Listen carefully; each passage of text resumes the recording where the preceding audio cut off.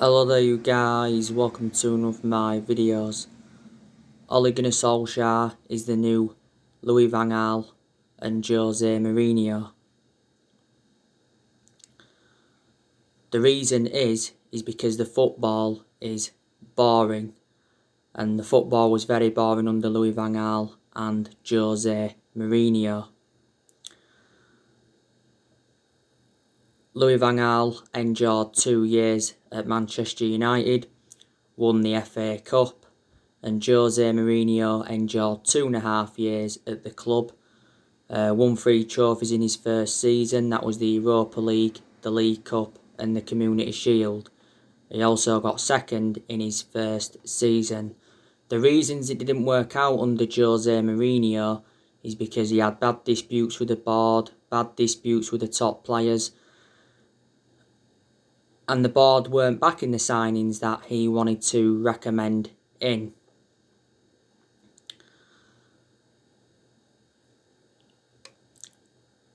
It's 3 games in a row in all competitions we have drawn 0-0. It was a very, very poor performance against Crystal Palace yesterday night. I think probably our 2 best players were Luke Shaw and Mason Greenwood. Dean Henderson, he made a very, very good save at the end to deny Patrick Van Aanholt. I thought Matic had a pretty good game as well. He had a very, very good chance, produced a good save from the Crystal Palace goalkeeper.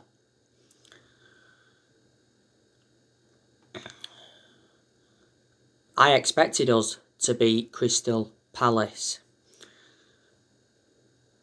We're not guaranteed top 4 this season.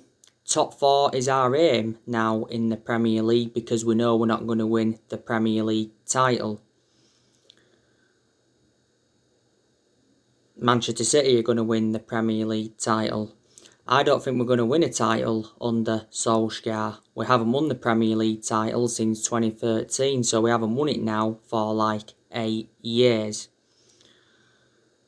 But yeah, there's a lot of Man United fans that now want Ole out of the club. But if we was to sack Solskjaer, who would come in to replace him? Because as far as I'm aware at the moment, no one is available.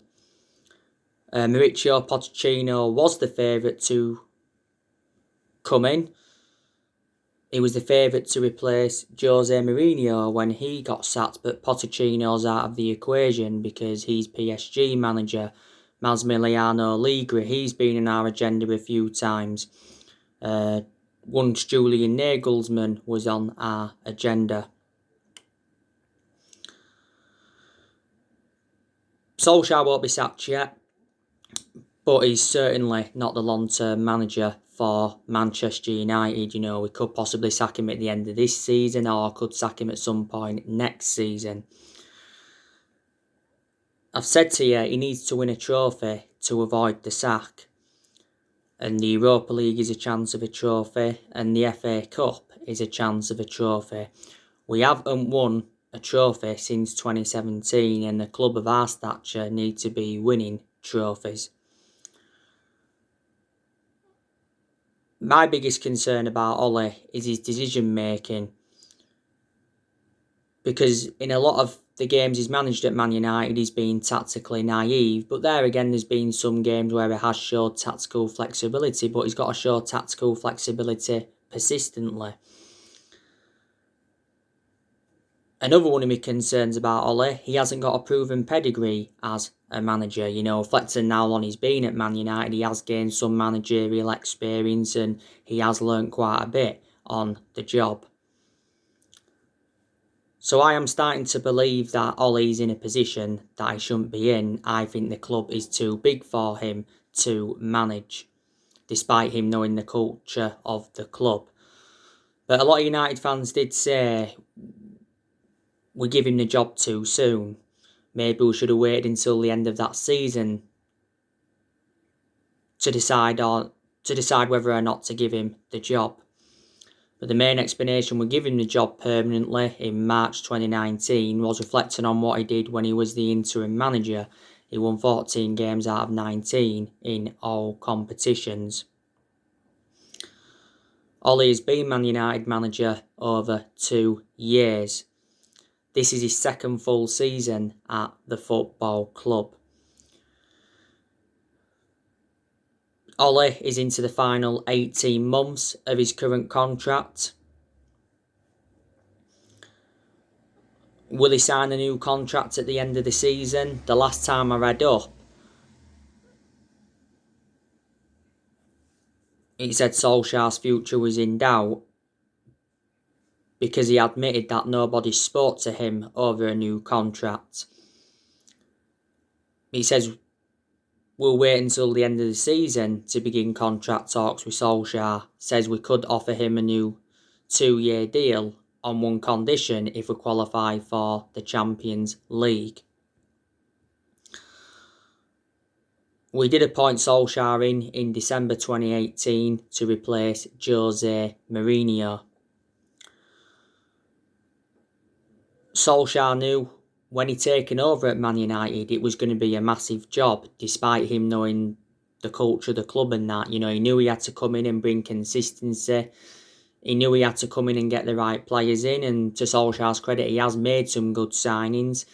But obviously, as yet, he hasn't got all the players that I wanted to recommend in. So in that aspect, the blame stems from the board.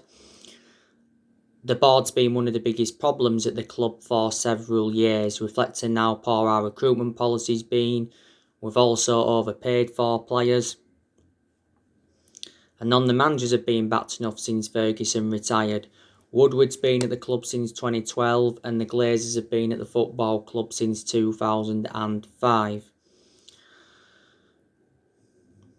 And Solskjaer knew he had to come in and get rid of a lot of the deadwood, and to his credit, he has got rid of a lot of the deadwood.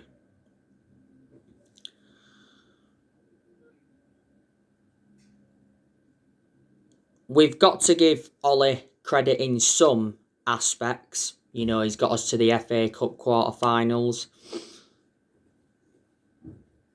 Got us to the last 16 of the Europa League. Got us to the EFL Cup semi-final this season. Lost 2-0 to Man City.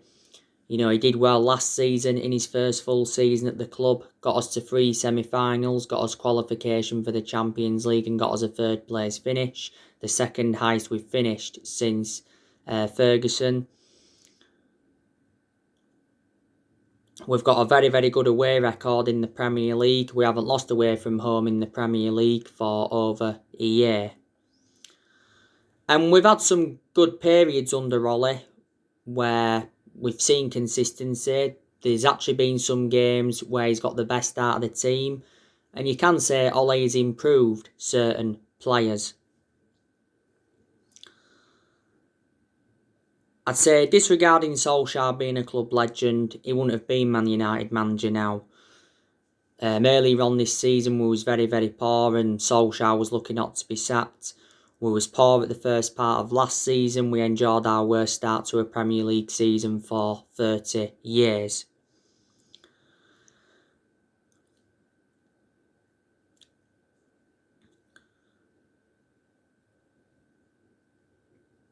Ollie has enjoyed 4 transfer windows so far as permanent Man United manager. And like I've said, this year's summer transfer window is the biggest in Ole Gunnar Solskjaer's managerial career.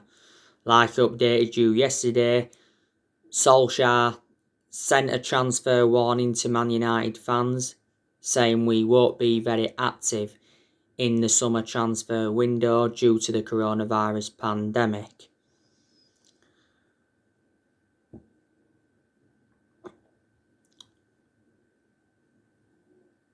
So basically what he's saying in that aspect is that Solskjaer won't be splashing the cash in the summer. And Solskjaer did say that he's only interested in bringing in players that will be a perfect fit for the club. Solskjaer apparently wants 5 signings after the draw with Crystal Palace. A centre-back and a forward are the 2 priorities. Now you know the news on Raphael Varane. Apparently, Real Madrid are prepared to sell Rafael Varane to Man United in the summer. He's valued at £61 million. OK Dairo recently said that Real Madrid reduced their asking price for Rafael Varane to £43 million. The AS said not so long ago that talks over extending his deal have not settled.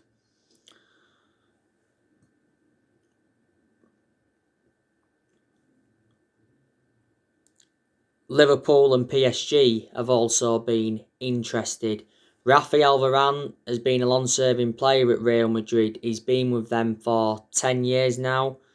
He's made over 300 appearances. He's won 18 major honours, including 4 Champions League, and he did win the World Cup. Real Madrid paid €10 million for him from Lens, but he is a centre-half, and I think Varane would go very, very well alongside Harry Maguire in our back line.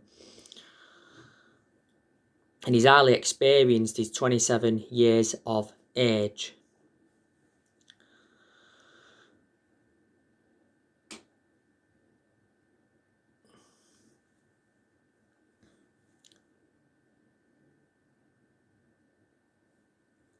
Ed Woodward was prepared to sanction a move for Rafael Varane at one point. I think it was back in 2018 for like £100 million. Now, Jadon Sancho, we still want to get him. Recent narrative said we are preparing to put a £50 million bid in for Sancho. Sports Build said not so long ago that we're still very interested in him. The other week, The Athletic said that we've paused our transfer pursuit of Sancho due to the progress of Mason Greenwood. Borussia Dortmund's CEO recently made an admission saying Sancho, Haaland and more Dortmund stars could be sold in the summer to avoid financial chaos. He said earlier on this season that Dortmund reduced their asking price for Sancho to £88 million, so they're not £20 million off, because last summer Borussia Dortmund's valuation was £108 million. We was not willing to meet that valuation. Erling Haaland, Ole Gunnar Solskjaer would love to sign him. It would be good to see Ole reunite with Haaland because Solskjaer knows the player well. Solskjaer was the one that gave Erling Haaland his debut at just the age of 16 at Molde. And Solskjaer said prior to the game against Sociedad in the second leg that he's keeping in touch with Erling Haaland. And earlier on this season he said he's following Erling Haaland's progress. Back in December 2019, Ole and Woodward went up to Norway to meet up with Erling Haaland to negotiate a possible move to Man United. But I don't see Haaland coming to us. You know, there's been a lot of clubs in for him. If Dortmund are to sell Haaland in the summer, I think they'll demand in the excess of £100 million. His agent Mino Raiola said the other week that there's only 4 Premier League clubs that can afford Haaland. But since his arrival at Dortmund, he's been a revelation. I think he scored like 43 goals in 45 games. Is that this season? He's been at Dortmund over a year. Dortmund paid just £17 million for him, and he's got a contract with Dortmund until 2024. He has a £68 million release clause, but that doesn't become active until next year. Apparently, we haven't given up on David Alaba either. Jules Koundé from Sevilla, he's still on our agenda. There was narratives coming out a few weeks ago saying that he is our top target, and La Razzion said we are considered the favourites to sign him. He said we was prepared to pay around £61 million. We're unwilling to meet Jules Koundé's £68 million release clause, but we are still interested. His performances this season for Sevilla have been good. Sevilla paid £22 million for him from Bordeaux in the summer of 2019. But the board need to back Ollie more. Woodward has come out several times to show his support for Ollie, and he did say towards the end of last year that he will back him with a long-term plan centred around summer transfer windows. It was a disappointing January transfer window for us because we only saw one arrival, and that was Amad Diallo Traore, but Ollie said a few times during the January transfer window that he wasn't expecting any signings. There's a few players we're going to let go in the summer. We could sell 6-7 players in the summer. I think there's a good chance that Juan Mata will leave the club. Solskjaer did say not so long ago he's not surprised that Juan Mata is linked with a move away from the club. Apparently there's been 3 Italian clubs interested in him. Juan Mata doesn't even get in our team. Earlier on this season he rejected an $18 million a year contract offer to play in Saudi Arabia.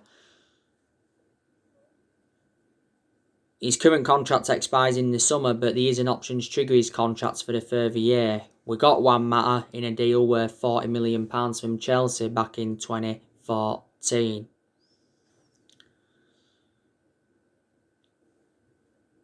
A lot of United fans are saying that we need to sell Anthony Martial in the summer because I don't think he's good enough now to represent Man United. Martial has been out of form for the vast majority of this season. He's had chances, but he just hasn't converted them. I think he's out with an injury at the moment. Didn't play any part against Palace.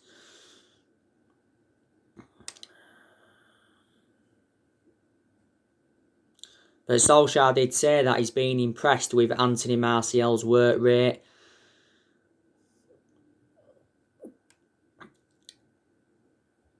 And he's backed him to rediscover his form. If we sell Martial in the summer, we'd get around £30 million. So who's going to be our long-term number 9? Because it isn't Martial and it certainly isn't Cavani. But Martial was good last season and he was good in his debut season under Louis van Gaal. Martial has been at the club over 5 years now. So I think it was last season Solskjaer gave him that number 9 shirt. Matic, we could offload him in the summer because he isn't one of our first choice midfielders. But he still gets his chances. And he can do well in some games, but as you all know, I've always had my strong reservations about Matic because he's always been a slow player and plus he's ageing up. Matic has been in the club almost 4 years. We got him in a deal worth £40 million from Chelsea back in 2017. A lot of United fans are saying we need to offload Victor Lindelof. Victor Lindelof's not good enough. Him and Maguire don't complement each other in our back line. Lindelof's had some good games at Man United, but a lot of his games he's been very, very poor. We got Lindelof in a deal worth £31 million from Benfica, but I certainly prefer Eric Bailly ahead of Lindelof. Bailly can intercept well, he can play the ball out from the back well, he can be effective in the air. My only element of concern about Bailly is that he is injury prone, so in that aspect he is a liability. Yeah, if we sell Lindelof in the summer, I think we can get from between £15 to £20 million. Jones, I want him to leave this year because Jones doesn't even get in the team. I'm surprised he didn't leave in January, but Solskjaer said he's going to be given a second chances, Jones. Jones has been out of injury for over a year. He's the only outfield player that's still here from the Sir Alex Ferguson era. Solskjaer said a few weeks ago that he's prepared to sell either De Gea or Dean Henderson in the summer. Solskjaer has been facing a goalkeeping dilemma. I think we need to offload De Gea in the summer. If we sell De Gea in the summer, we'll get from between £50 to £60 million.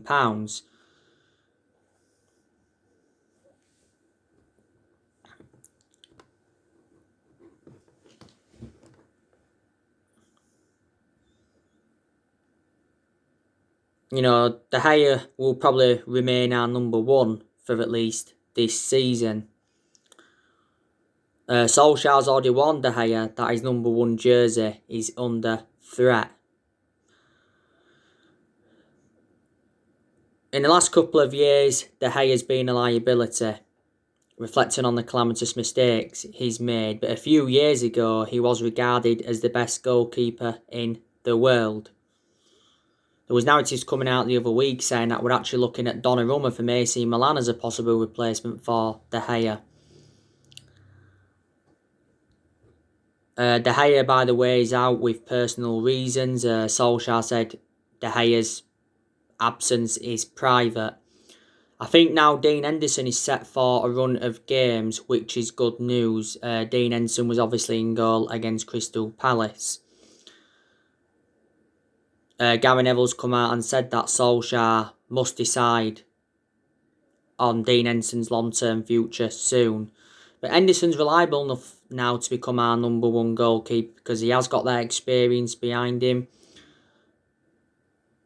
He endured 2 successful loans with Sheffield United before the start of this season. Dean Henderson signed a 6-year contract.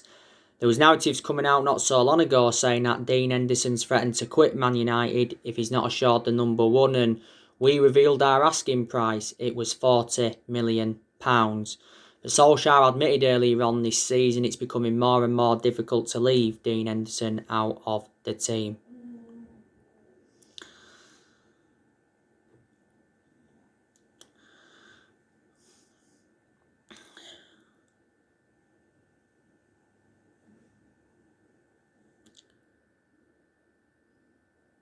I think there's good players at Manchester United. Like I said, I think Luke Shaw's very, very good. He's really improved this season as Luke Shaw. He's getting forward well. He's getting into good positions. He can cross the ball well. And defensively, Luke Shaw's being good. And Luke Shaw is still our first choice left back, despite the arrival of Alex Telles last summer.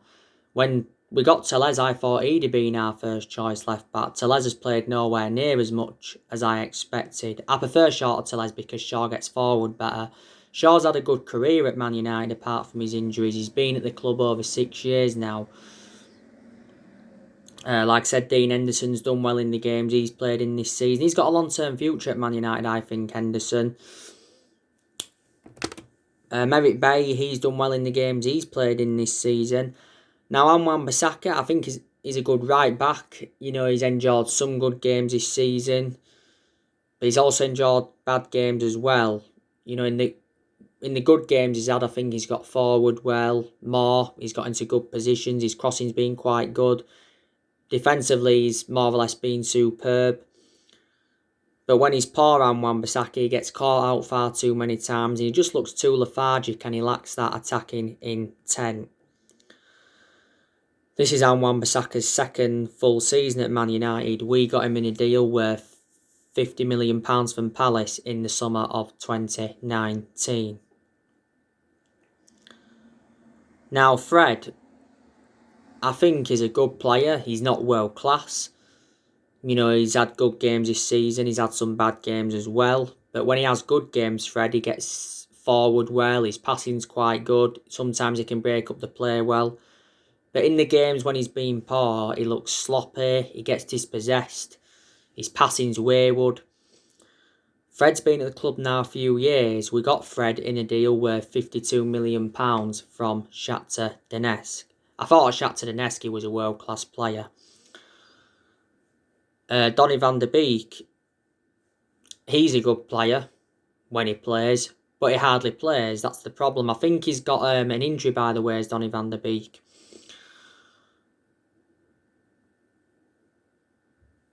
He's played nowhere near as much as I expected. He's only started 2 games in the league this season.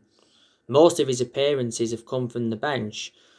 And if it carries on like this, it'll persuade Donny van der Beek to leave the club, maybe in the summer, maybe at some point next year. Solskjaer promised Donny van der Beek more game time earlier on this season, because Solskjaer made an admission saying that Donny van der Beek is unhappy at the club. We need to use him more. Van der Beek can play in 3 different roles. We got him in a deal worth £40 million from Ajax last summer, and he's got a contract with Man United till 2025. Bruno Fernandes, I think he's a very, very good player. He's the best player we've probably got, and he's the best signing we've made since Ferguson retired. I've got to now say, though, Bruno Fernandes needs to be dropped because he has been a bit out of form recently, and I thought Fernandes was poor against Crystal Palace. His final ball has been poor. He's been getting dispossessed recently as well. But in most of Bruno Fernandes' games at Man United, he has been very, very consistent. And when he plays well, he gets forward well, he creates chances, he scores goals. Fernandes did say on his 12-month anniversary, don't forget that he's planning on spending many years at Man United. Fernandes wants to help the club win trophies. And he's won Player of the Month now quite a few times, reflecting on his good performances. There was narratives coming out earlier on this season saying that we were 3 months into contract talks with Bruno Fernandes. Then it said contract talks had stalled. We initially paid £47 million for him, but the overall cost with add-ons is just over £67 million. Fernandes has got a contract with the club until 2025. Mason Greenwood, I think he's a good player. He's done very, very well, Greenwood, since he broke into our first team squad. I think he's the foreseeable future for Man United. Greenwood's been a United player since the age of 7.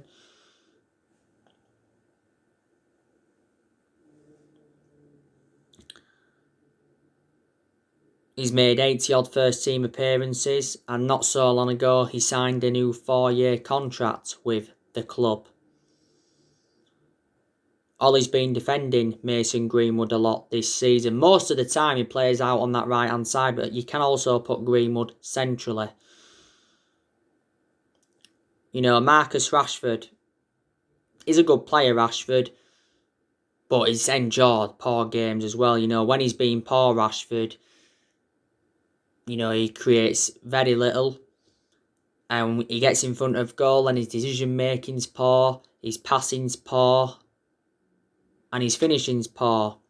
But when Rashford's on form, when you're getting the best out of him, he gets good runs in behind, shows his genuine pace, obviously, creates good chances and scores goals. Like I've said to you, Rashford is more effective out wide on the left. Sometimes we play him on the right and sometimes we play him centrally. I don't like Rashford though, centrally. I think Cavani's made a fantastic impact since he's come in. Cavani was very, very quiet though yesterday night against Crystal Palace, but I let Cavani off because, he's just come back from injury. Prior to the Palace game, he'd missed our last 4 games with a muscle injury. But Cavani didn't get a lot of service, did he, yesterday? But I think he did have a chance or 2 in the game. I think probably Cavani will be staying at Man United beyond this season because he's already said he wants to stay. Solskjaer said earlier on this season Cavani is set for contract extension talks. We got him on a free transfer last summer. He signed a 1-year contract with Man United with an option of a 2nd year.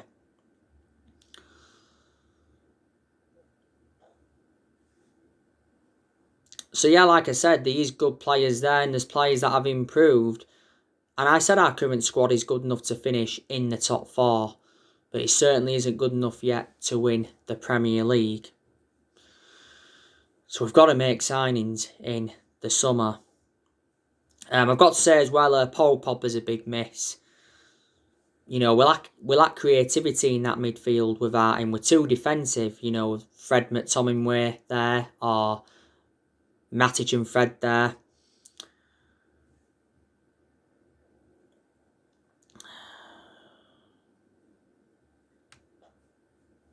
Solskjaer recently gave us an update on Paul Pogba's set a new Paul Pogba return date. Ollie is hopeful that Paul Pogba will be back before the March international break. The last game Paul Pogba played was the 3-3 draw with Everton. He's got a thigh injury at the moment. And in recent months, we'd been getting the best out of Paul Pogba. He'd been enjoying the best period in his Man United career since he rejoined. Pogba had an ankle injury earlier on this season, and he was out for the vast majority of last season with an ankle injury. So he's sustained a few injuries now at Man United. Paul Pogba is open to staying at Manchester United, don't forget, after making a transfer U-turn, and he's willing to discuss a new contract. So we will see what happens. But he's got to perform well when he comes back from injury. You know, if Solskjaer, want him to stay still. On my next video anyway, I'll be giving you the preview for the Man City Man United game. Big massive game on Sunday for us. So yeah. So anyway guys, that's everything to update today. Drop your comments, likes below on the channel. If you do, consider subscribe as always, and take care. God bless. See you all again very, very soon.